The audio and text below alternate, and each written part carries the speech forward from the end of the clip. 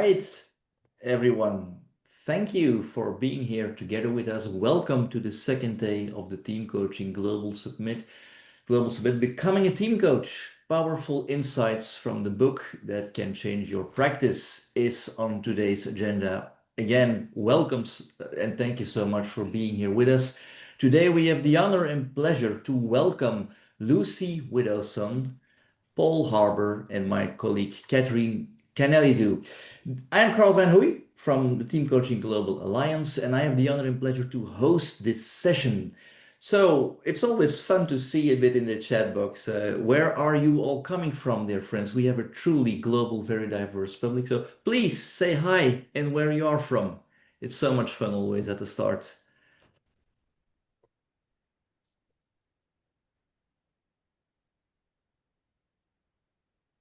Canada, Kansas.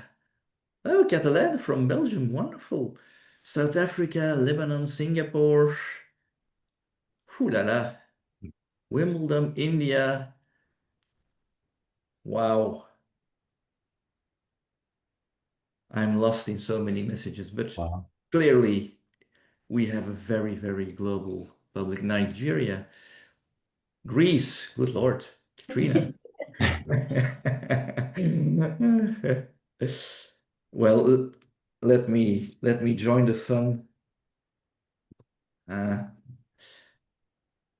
Wow, great, fantastic. This is exactly one of our purposes that we have with this kind of events. We have beautiful 60 minutes together. Please, dear friends, please keep your microphone on mute to avoid any distractions. We have a top speaking panel here. It would be a shame to be interrupted by all kinds of noise. After our speaker's presentation, we hope to have a few minutes for some Q&A, and I will try to monitor and help with that before we close the session. If you have any questions, please use the chat, and I promise to monitor them. And we will close with a surprise gift. Then it's time now to pay some attention to the introductions. I will lose a little bit eye contact with you because I'm going to read here the beautiful bios of the speakers, and I want to do it in a very correct way. We have here Lucy Widdowson, who is an executive and team coach, lead tutor on team coaching at Henley Business School, and director of performance at leadership and coaching consultancy, providing ICF accredited team coaching development. During her 30-year corporate career, she has worked as an HR director and is a UK board member for team coaching for the ICF. Lucy was one of the global subject matter experts involved in the development of the ICF team coaching competencies and ACTC specialty designation. Welcome, Lucy. Then we have Paul G. Barbour is an executive and team coach, certified business psychologist, and author with over 20 years of experience leading businesses at Kerry Group PLC, a writer and speaker with strong interests in human collaboration and conflict resolution. He's also a lead tutor on team coaching at Henley Business School. Welcome again, Paul. And then we have my friend and colleague, Katrina Kanelidou, is passionate about coaching, leadership, and citizenship. Based in Greece, she works for leaders and their teams from around the world, supporting them to create positive, sustainable change in adverse environments. Katrina is co-founder and co-program director of Team Coaching Global Alliance and was one of the global subject matter experts involved in the development of the ICF team coaching competencies and ACTC specialty designation. Welcome, Katrina. And I think this is the moment that I give the mic to the three of you. Welcome again and enjoy the session. Thank you. Thank you very much, Carl. And welcome, everyone. I just realized when I wrote in the chat that I have the profile photo of Carl for some reason. So when you see Carl's head in the chat, it's me apparently. Well, let's still both start with K. Okay, so welcome everybody. We are going to share five insights that we thought that will be very helpful and also will make some immediate impact on how you coach teams, like how you approach team coaching also. Okay, so I'm also distracted from everything that is going on. So please be patient and understanding with me. In advance, I tell you that I always make some mistakes. I always mess up something. The challenge today, as I said before you all joined to Lucy and Paul, is that my brain and my mouth are going to coordinate well today. So let's talk about contracting. And one of the things that when Lucy actually was writing about agreements, she put on the book is that failing to contract thoroughly and recontract can be a recipe for disaster. I also saw, there are no coincidences, I also saw a quote from Nelson Mandela that says, safety and security don't just happen, they are the result of collective consensus and public investment. Well, we can rephrase that, and in our case, that's safety that we want, and trust, not only, don't just happen, the right environment for our team coaching, they are the result of the consensus, the co-creation, the co-agreement, and the time investment for that. Okay, so let's dive in. What are here things that we should pay attention, and what are some common mistakes about this? The first thing is that in contracting in team coaching is multidimensional. That means that because it includes key stakeholders, it's not just me and my client, or me, my client, and the sponsor, but there are more stakeholders. And you have the team members, you have the team leader, you have the sponsor, you might also have more stakeholders than that. And we can discover that in the first contracting conversations with the team leader.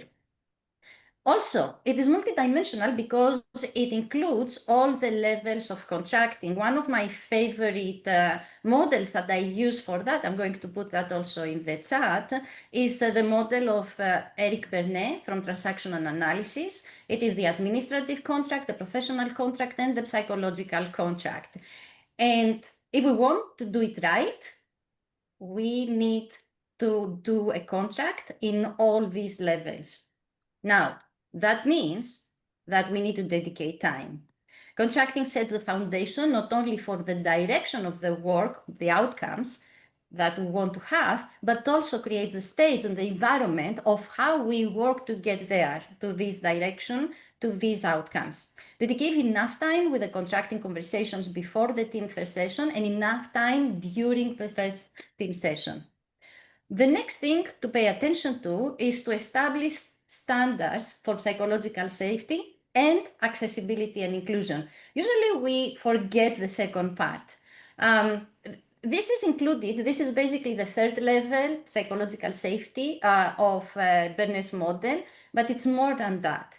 It's important of how we show up. If you were yesterday at Gillian Walter's presentation on creative breakthrough, she talked about opening space to be wrong so that people feel safe. They don't need the pressure to be perfect or be right or to be exposed. We start by showing up and being vulnerable first. We show up with our own humanity and we feel comfortable making mistakes or appearing not perfect. I definitely am not today, maybe not other day. Also, it's very important to ask what they need. What do you need to feel included? Paul is going to share with us a perfect model for that in his session on Thursday. But it's here, we need to make the space. What do we need to make the space and our work also accessible? Another question that we can ask, it can be specific accommodation for disabilities. Or when you ask what you need, it can be a request for inclusive language. There are many elements. Or there can be cultural aspects that we need to take under consideration. An example is when we are talking, and that has to do with yesterday's session, the individual intake sessions from Carl. It's like, okay, there are some cultures that might not be seen well because it will be like a breach of trust or it create other issues. So we can always ask these questions and take under consideration what they need. And always check in. I was actually, those who were here yesterday in Jillian's, I told you that I was taking notes. This is one of my notes for yesterday, but it is also included in our book. Contracting is an essential aspect of team coaching at the start of team coaching and throughout the whole journey. Check with the team, ask them, what do you need today? It's not something we just do at the beginning and we forget they are, but we always, especially in our times, we never know how the needs can shift, influenced by the sudden or other events that are happening. So always check in, and if needed or when needed, you will need it, recontract. Some common mistakes that can happen here is that we don't include key stakeholders for several reasons. We rush the contracting, or we are underestimating the contracting or parts of it. We make assumptions about safety. The assumptions can come from us or they can come from the team. So, for example, I heard coaches say, I told them it's a safe space and there is a confidentiality, and that's that. Or the team coach writes the standards of how we are going to work together instead of co-creating them with the team. Or, this is very usual, I hear, especially from the team leader, oh, we have trust, we don't need to spend time with that. And then when we do, we realize, well, actually, that's not the case. The last mistake is to neglect to check for needs and accommodations, as we already said. You cannot imagine the difference it makes when we give voice to the unspoken. People feel valued, they feel included, and they are going to feel that they belong, and the contribution of the entire team will change, and that will be an impact also outside of the sessions. Okay, I think I took a lot of time, so just one question for all of you. What is one thing that you can do now differently that will considerably improve your contracting? So we shared our insights on contracting. So from what you heard, what is an insight and considerable insight that you take? Oh, and I see that there is a lot of action on the chat. So see, I have the face of Karl. It's me. I'm sorry. One comment, Katerina, I'm going to make was the word contracting sometimes can be a problematic word. And I always sometimes just change the word to just, what are we going to, how are we going to work together? How are we going to be together? So whatever words work with the team, and not to get caught up in language, and language shouldn't be a barrier as such. So yeah, completely agree. We had one client that actually Paul and I were working with who, when we mentioned the word contract, they're like, you're using all that jargon on us again. So we stopped. So yeah, just keep it simple. Absolutely. Thank you, Paul and Lucy. And one question that comes from Tony, actually, this is managing expectations. This is part of contracting. Under the umbrella, if you see the ICF team coaching competency model, you see the umbrella of team development, and then you see the different modalities. We are clear about which modality we are going to provide and what are the specific roles and responsibilities of each party for that modality. If we need it, the expectations are always to give them, right? To give them answers, to give them direction, to give them guidance. But if the agreement is the engagement, the assignment, different words, is to provide coaching, we clarify that. If we are going to provide more modalities, we clarify that. So this is Tony, is part of the contracting process, and thank you for bringing that into our attention. Okay, I think I'm running out of time, and now we should move on and talk about the second insight with Lucy. Yeah, Katerina, if you can hold off the slide. Oh, okay. It would be lovely just to see everybody for a moment. So lovely to see you all and see your faces as well. So I was going to share in chat actually just a quick question. Is when you think about, when you're working with teams, how do you help teams to take ownership? Any ideas at all? Just love you to share in chat. So when you're working with teams, how do you help them to take ownership? And while you're sort of just typing, Paul, perhaps a quick idea from you about how you help teams take ownership. Yeah, I'm very, very clear in the contracting or how we're going to work together stage about what taking ownership looks like, and that's about them owning their own dialogue. So I said I'm going to sit back.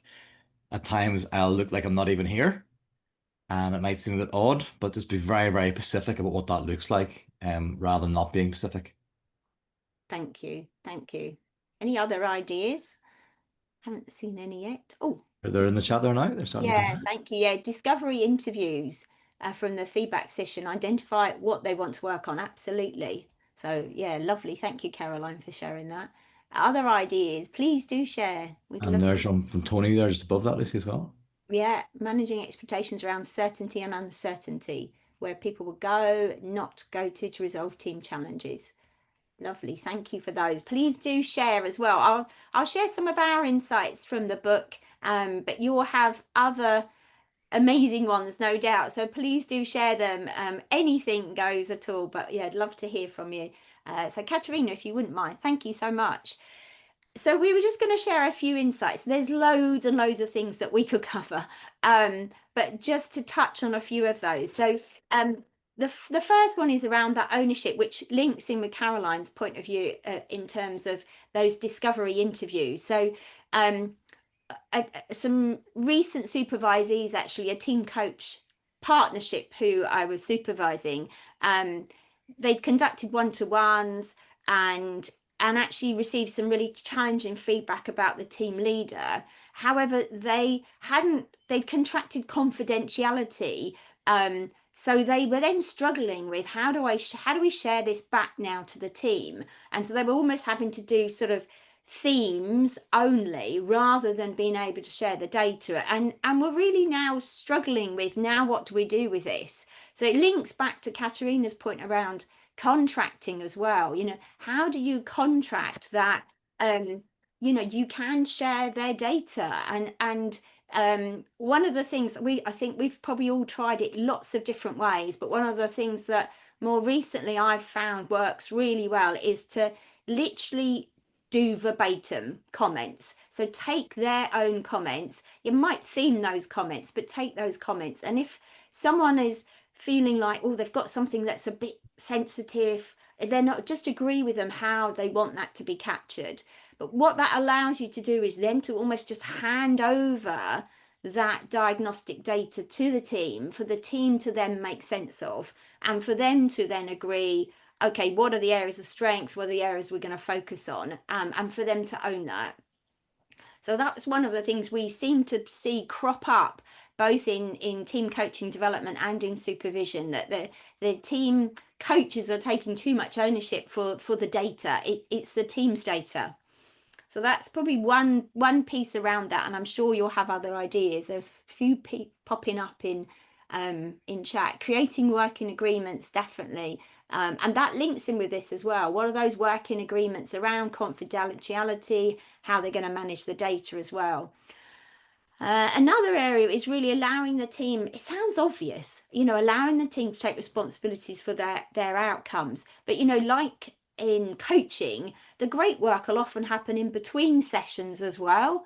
So, how are you going to ensure that the team can own those outcomes, own those actions? So we'll always spend time at the end of any session for the team to then talk about what are their team commitments, what are their personal commitments to the team, and get them to share as well. And then get them to think about how they're going to hold themselves to account around that, and what might get in the way.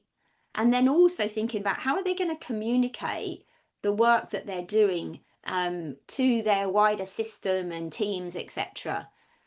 So really important to spend enough time on that. Sometimes I think that can easily get skipped over. Oh, we haven't got time for that last piece around actions and really thinking about now what we're going to do with it. And and then often then you come back and the team like, well, actually we haven't really progressed anything. So just think about how to shift that. And again, we'd love to hear any ideas you've got in chat as well. And then the third area we were thinking about was really then, really allowing the team to make space for their own dialogue and, to have the conversations they need to have. So many of you know 𝗍𝗵𝗵𝗃, who we work with at Henley, and David talks about the minute you pick up the flip chart marker that you're facilitating, not team coaching. And whether you like that analogy or not, the idea of it, I think, is really helpful. So the minute you're taking the pen off them, whatever that pen represents, then obviously, you're maybe taking the space away from that dialogue. So just thinking about a situation recently where a team we were working with, that it was the second session, we were about to move into open and honest conversations. And this had come up as an issue in one-to-ones. So it was something the team had said was an issue and they needed to table. And then as we started to talk about moving into having those open and honest conversations, there was such strong resistance from some of the team. Like nothing, probably me and Paul was with me, nothing I've ever experienced before. So strong resistance. And actually they ended up spending in total about 1 hour and 45 minutes discussing how they didn't want to move into open and honest conversations. Not all of them, some did. But they needed to have that dialogue. And at the end of that, actually they chose not to move into those. And so actually on reflection, an initial thought was, oh no, they haven't stepped into that. And then the feedback the next day from the CPO was, well, actually it's lifted the lid on this issue. So just allowing them the space to have that dialogue, although it didn't end with a nice bow on it, a neat bow at all. It ended quite messily. But they needed to explore that. They needed to decide what it was they needed to lift the lid on. So yeah, Paul, I don't know if you've got anything else to add for that one. Yeah, it just brings back lots of bodily memories as well. Yes. When you say it wasn't a nice neat bow, and I think it sums up team coaching can be very challenging, and just be honest about that as well. It's important. So yeah, absolutely. There's lots more comments coming in. So thank you for sharing that. And any other invite team member ownership of next steps? Absolutely. Yeah. And who's going to own it? Who's going to champion it as well? So the who's doing what and when are they going to do it by is also really important for the team to come up with and really think about their accountability. That sort of facilitates client growth piece as well is really important here. Thank you so much. My initial coach training a long time ago talked about whether somebody does something or doesn't do something, it's all information. And I love that idea. Whatever the team do with it, it's all information. It's all information. Yeah. So it's not our responsibility. So yeah. And this was all information. Actually, it led to the CEO then saying, well, maybe I need to step more into those open and honest conversations as well here. So thank you so much. Loving the input in chat as well. Thank you. Katerina, if we wouldn't mind moving on.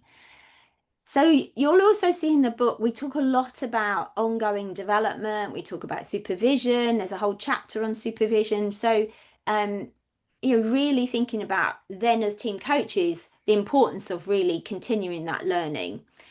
So we wanted to share a few top line sort of insights again from the book. One piece there is really thinking about how important it is for us to continue our learning. So one of the things sometimes that we hear from team coaches developing or from supervision is where team coaches are perhaps quite wedded to certain tools or diagnostics that maybe they've been trained on in the past. So there might be a particular favorite psychometric, so they think, well, I want to use that every time. And our urge is just to keep remembering that those diagnostics that they have at the beginning, the one-to-ones, the 360, etc. That's going to give you such important information for you and the team to be able to then work out where they want to go. So, you know, it's just a bit of a watch out for keep remembering to think about, you know, trying and experimenting as well, and sometimes saying, you know, it's okay to say with the team, oh, we're going to try this for the first time, and let's do it as a bit of an experiment, and generally where the safety and the trust is there, they'll be willing to experiment with you. So I think a watch out here is relying on a certain psychometric. Contributing to knowledge. So when we were all of us, actually, Paul, Katerina, Carl, all of us involved in developing the team coaching competencies. And one of the pieces we did as a foundation of that is we did a literature review and reviewed over 100 pieces of literature, etc. But from that, actually, we found there were sort of 3 key areas in terms of team coach development. So the doing piece of that, which is your skills, your competencies, the knowing, your knowledge of group dynamics and systemic thinking, and the other area was your being as well. So, you know, thinking about your self-assurance, your confidence. And when thinking about development, it's important not to just think about, you know, the doing and the knowing piece, but also about how do you continue to develop your being. So how do you really think about your own self-awareness, exploring your own patterns of behavior, and really think about what's at your learning edge and blind spots. So if anyone wants to share, be brave and share any of those blind spots or what's at their learning edge, would love to hear. But certainly I'm always finding more blind spots, and one of those might be when we had the tricky team situation recently. My initial reaction was to think, oh, what haven't I done here that hasn't enabled them to move into those open, honest conversations? And obviously I'm sure I had a part to play in that, but on reflection also, it was acknowledging that there was some really deep-seated psychological needs, fears, etc. sitting there as well. So just thinking about what might be your blind spots. Don't know if Paul or Katerina, you want to share any of your blind spots? Yeah, I watch colleagues doing like a breathing exercise with the team, and I always feel this apprehension when I do that. I feel so awkward. So I signed up for to become a breathing teacher, and I'm going into a forest like that for a weekend in September to start that. So just to, you know, to embrace my fears, and just to really work with that. And the other one is neurodiversity. I'm doing a course in neurodiversity because, again, I feel when I talk about it, you know, I like just to know more about it, and I've been doing a lot of reading about it and writing about it, but I'd like to know more about it. So I'm just you know, I'm just embracing that, and doing some formal education in that area. I have a story, if I can share. This is when I don't remember, like was 30 something, and I was driving. It was raining, and I was with a friend, and I was doing parallel parking, and there was, how do you call that in English? Well, it's not flat, but there is an inclination on the street. And it was slippery and everything. And my friend next was like stressed. And I turned to him and I said, hey, relax. I'm a very experienced driver. I have been driving for 17 years. And he looked at me and he said, yeah, and you might have been driving as a total ignorant for 17 years. I think that stayed with me. That is one of the greatest lessons I have learned in terms of my own competencies, capabilities, skills, and the need to like check with myself and say, yeah, I'm okay. What else do I need, or how do I need to develop? So that's the story. Thank you, Lucy, for giving me time to share it. Thank you, Katerina. Thank you both for sharing. So yes, it's exploring what are some of our blind spots. What's at our learning edge as well. And supervision will help you explore some of that. So we've got a chapter in the book around supervision and the importance of supervision. And certainly our view is, yes, supervision, of course, is really important in coaching, and even more so in team coaching. So you are dealing with such multiple relationships, complexities. So really important there to be able to then explore that in some depth. And it gives you an opportunity in that really safe space to reflect on your practice, start to notice some of those blind spots and those patterns of behavior that we've mentioned, and really think about, you know, your own professional development. So in the challenging team situation that I had recently, I thought, I talked about it with Paul. I thought, oh, I've processed this. I've done some deep reflection. And then I thought, well, maybe I'll take it to group supervision. So I took it to group supervision.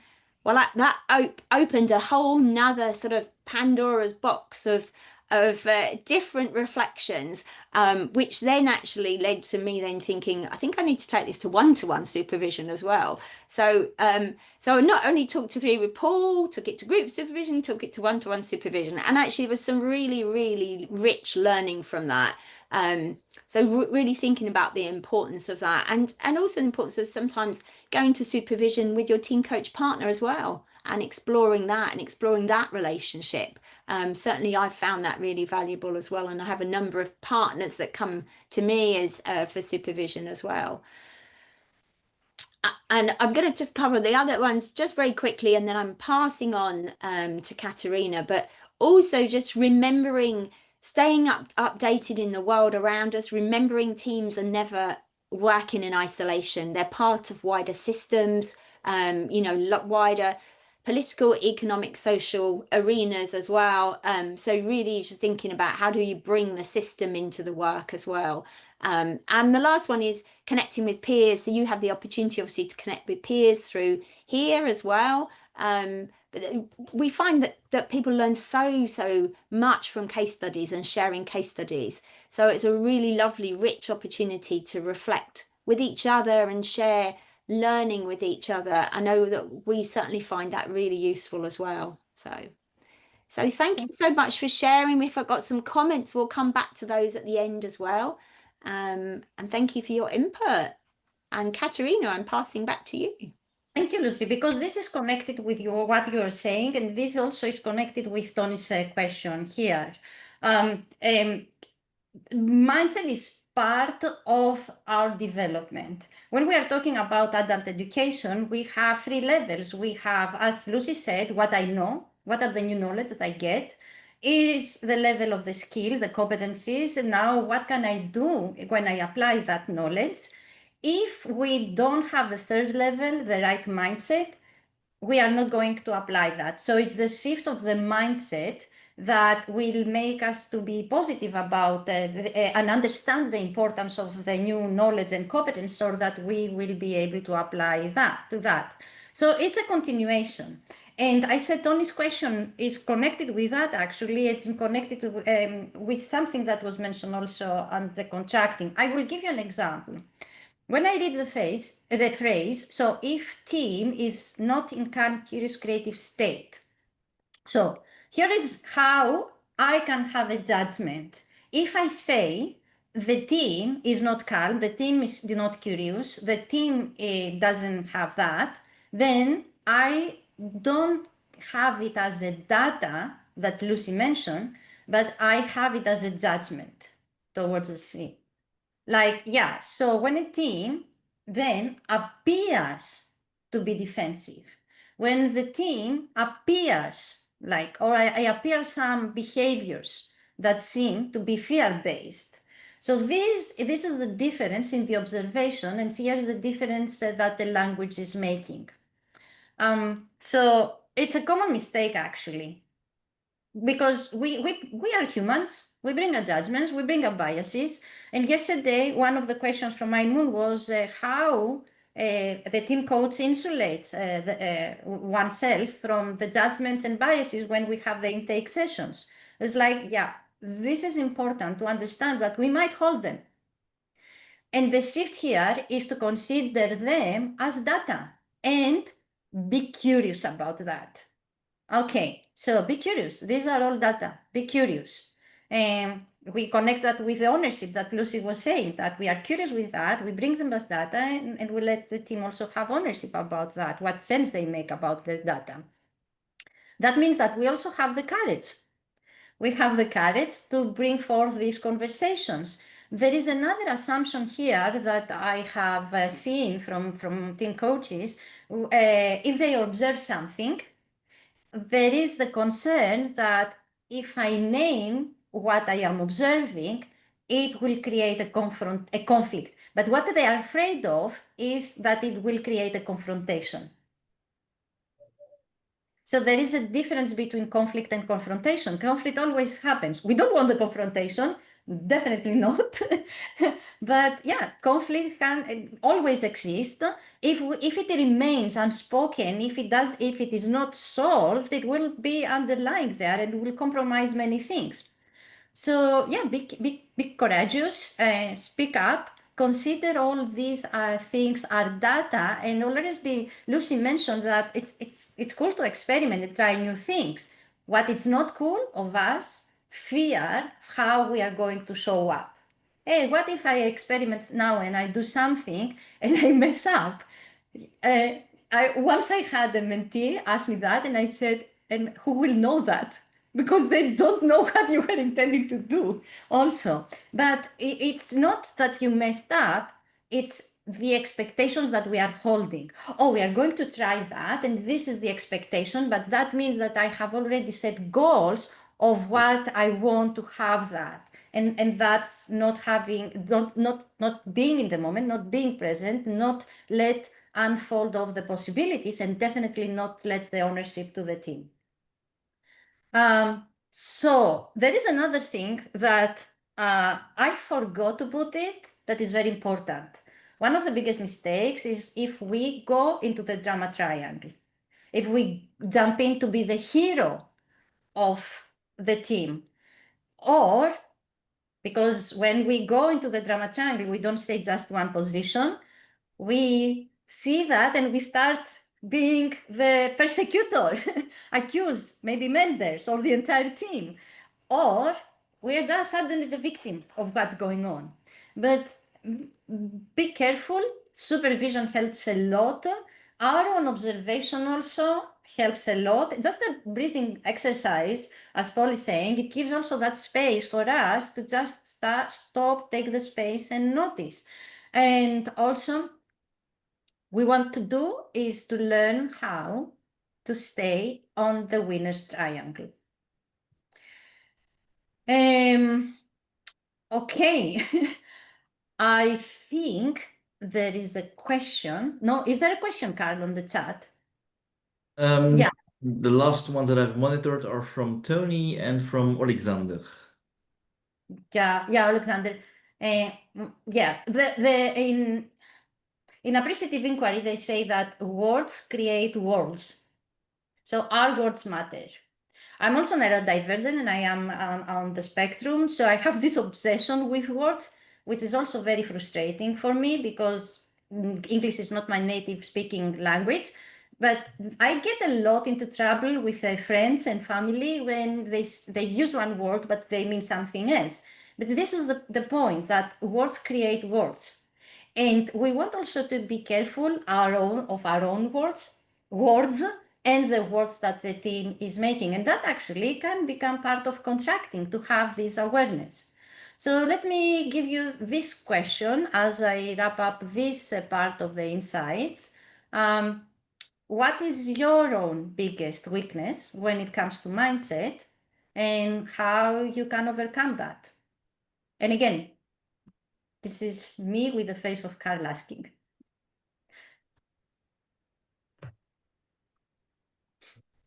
I think in the meantime, you just have the logo of DCGA and no longer my face, but I can be mistaken. Okay. We'll speak to that a little bit more. Lisa, if we have time, yes. If not, I will put a link to the chat and we can always continue the conversation on LinkedIn. We will provide the link to the LinkedIn post so that we can continue the conversation there. So definitely taking much more responsibility and not allowing the team to own it. Yeah, and it's actually, there is a lot, because the team needs to achieve that. It becomes my responsibility, because then it will show that I am succeeding, and it is bringing the opposite results actually. Yeah. Jumping to assumptions, yes. Feeling responsible for the outcomes. Yeah. And we can explore of where are these coming for, right? When we take the responsibility, when we feel responsible, when we make these assumptions, when we are trying to protect ourselves with controlling the outcomes, we seem we are inflexible, or whatever else is happening, we can explore, thanks to supervision or other practices that we can do, where this is coming from. So I think it's time to move on with Paul and hear the next insight. Thank you, Katerina. Thank you very much. So I'm going to talk about team of teams, and I'm just going to share something in the chat just to think about this question. If you want to answer it, you can. If you just want to think about it, you can. There's no pressure either way. But the question to think about, what does taking a team of teams approach mean for you as a team coach? Or if you're not team coaching right now, as a team member, or both, okay? And what is your development area regarding it? So as I speak through this slide, and if something comes to mind to think, you know what, I might try and experiment with this or try this, please, would love to hear you just sharing that. If you wish to share that, that would be fantastic. And when it talks about team of teams, I live in a little place called Northern Ireland, or North of Ireland, depending on how you name it. And we have 30 years of conflict, and we have 25 years of peace. And a lot of things haven't changed in 25 years, despite there being 25 years of peace. And I'm always struck by how difficult it actually is to make systemic change. So when I think of team of teams, I've got to the point, what we should do, hold the hypothesis that working with a single intact team is unlikely enough. Working with a single intact team is unlikely enough. I've got to believe that, to the point now where I'm contracting with a leader with my colleagues. I will say that open and honestly. And I've had a leader in the last couple of years said to me, so Paul, what does that mean? Given that what you know about our organization. And I said, what it means, I believe, is that for this to really work, there's some ideas around working at this level, this level, this level. And they said, okay, let's do that. So it's opened up a whole conversation about systemic change at an organizational level just by saying that. But I mean it from the bottom of my heart as well. Embrace a mindset of getting everyone in the organization to collaborate better. And I think the comment that was made earlier on, I think it was Caroline, you made a lovely comment. And you said a team coaching initiative is like the ripple in a pond as far as the rest of the organization is concerned. Non-team members want to know what the program is about and why they can't participate. I've got to the point now, we're going, well, why can't they participate? How do we try and influence as many people in the organization as possible to think differently about collaboration? And there's an organization, that conversation led to a conference last November with the whole organization closing their business for a day, just to come together to talk about how do we all collaborate better. So just be bringing it up, we can do that. Think team collaboration within and between organizations. I have an example of two teams. One team we were working with and brought in an external team from an outside organization. And as a team, they normally have quite a frictionless type relationship with. It's quite contractual. And they said they made more progress in 3 hours in 3 years. And that always just stuck with me. So what are we leaving behind by not getting teams from outside of the organization in to work together? And then I'd say experiment and let practice lead the theory. We've written a chapter about this here in the book. And Peter Hawkins in the last 2 or 3 weeks has a book come out on team of teams. So there's a lot more coming out about it. But from a research point of view, it's really hard to find research in this. And I would say at this point, this is an area where practice is going to lead the theory, and just experiment and actually try things. Most common mistakes, overestimating the power of a team to make change. Maybe I'm skeptical. But I do believe sometimes we can overestimate the systemic challenges in an organization. I spent 20 years in a large corporate, and I remember trying to make change was not easy. Another one, just another common mistake, focusing on theoretical type stakeholder mapping exercises, empty chair, all those things are brilliant. I love all those things. But versus getting a team in a room together. And only in the last 2 weeks, last Monday and Tuesday, with a team coach colleague, we had about 6 or 7 teams one day and 4 or 5 teams the next day, all in a room together. And it was just wonderful. It was absolutely terrifying. It was scary, but it was wonderful. So getting people into a room together and not just doing it from a theoretical, which I do sometimes. We've done mapping exercises, you know, and they work as well. But if you can, and with all virtual now, we can do this stuff virtually as well, using breakout rooms and everything else. And then using a lack of research, I've heard people say when we do team coaching, education and tutoring, you know, I don't know how to do this. My challenge always back to that, and our challenge always back to that is experiment. You know, when there's not much written about an area, I look at that and go, wow, it's not exciting. It's not exciting. You can try different things and experiment with different things, and just trust your own experience of when you get, you know, at the most simple level, getting two teams into a room, spend some time with them connecting with each other, and then quite simply asking them, what are you doing well together from a collaboration point of view? And what would even better if be from a collaboration point of view? And just let them have a dialogue among themselves. That alone can be transformational. So not to overcomplicate what this is, it's about being courageous, getting the teams in the room and letting them have the conversations among themselves. And it leads to wonderful things. It leads to wonderful things. So yeah, I'm very passionate about this area. And I think it's I think it's something that we need to, you know, how can we help every single person collaborate better, every single team within and between organizations. Just looking at the chat here, and yeah, that's a good point, Tony. The team leader does not feel the bandwidth to extend the team coaching process to wider stakeholder groups. How to find ways to bring in the wider system. And it is challenging, and I always do that from the very start. I talk the very first conversation I have with any leader or HR partner. I talk about this from the very start to see, is there ways we can do it? Is there things we can do? And you know, and I'll ask the question, what can we do? What can we do? Just looking down here in the chat as well. It's too complicated to jump into drama trying. Okay, yeah. See, engaging the stakeholders across the whole system. Absolutely, Craig. And a team of teams approach means being able to encompass the whole system as well as our other stakeholders. Yeah, I totally agree with that comment as well. And Barry, opportunity to bring learning and awareness across teams at an organizational level. Would be interested in your experience in management and the complexity and buy-in from all teams. I'd say when you go to this level, the work gets even more complex, but I wouldn't let that hold me back and or hold you back. And you know, my experience and the complexity of it's just like I actually think organizational change. I don't know, I think this is the next level of this work. How do we make organizational change? How do we make cultural change? And I believe a team and a team of teams type approach is, you know, where this sits. And there is some articles about coaching cultures and how that has maybe struggled to make organizational change. And coaching has been about a long time. So yes, it's very complex, but I do think there's something in this here, albeit it's not research led right now, which I know is unfortunate. But if anybody wants to do a PhD, there's a rich area here to study, and you'd be very welcome. I'm sure lots of people would love you to do that. I'm not allowed to do a PhD. My wife has told me, she said, Rhonda said, I've done too much studying over the last number of years. So for now, anyway, Okay, thank you so much, Lucy, Katrina, and Paul, for such a wonderful, intensive, engaged session. Wonderful, thanks a lot. We still have a few minutes for some extra questions before we go to wrap up the session. So please, whatever it is you wanted to ask the universe about team coaching, it is now the moment to put it in the chat box for just a few minutes, and I'll try to monitor and forward to our speakers. Yes, shoot, dear friends.